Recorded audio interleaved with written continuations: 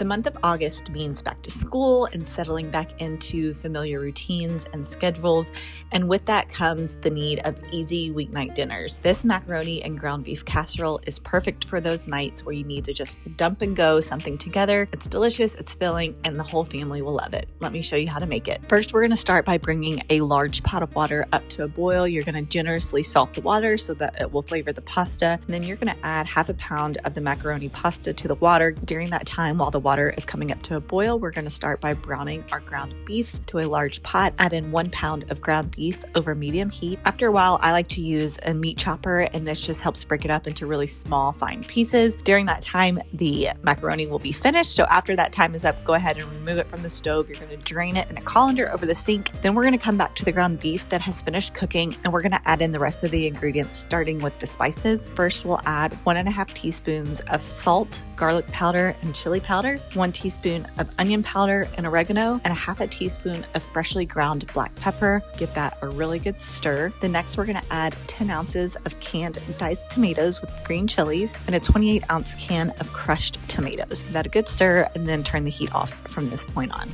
The last thing that I'm going to do is grate some Colby Jack cheese. This is going to go both inside the casserole and on top of it, so we'll divide it in half to use. Then the final steps is to just add that cooked macaroni to the pot and the cheese and give that a really good stir so that everything is nice and incorporated. So all that's left to do is bake it. I greased a 9x13 baking dish. Then I poured the macaroni mixture straight into the pan, spread it out so that it's all nice and even, and then you're going to top it with the remaining cheese that you didn't use. Pop it into a preheated oven at 350 degrees, and you're going to bake this just for about 15 to 20 minutes. The edges are going to be nice and bubbly. The noodles will finish cooking and the cheese will be all nice and melty. From then, remove it from the oven. Let it cool for about 5-10 minutes or so before serving. But after that, it is ready. It's just a dump and go meal. It's simple, not a lot of ingredients, everything you usually have on hand and pantry staples, but it's filling and it's an easy dish to make during the weekdays as things start to get busy and back into the routine of everyday life again. Enjoy this hot and fresh in a big bowl with a side salad or around the dinner table with your family. For the full recipe, head on over to KentuckyLiving.com. Everything you need to know can be found there. Thanks so much for joining me in my kitchen this month, and until next time,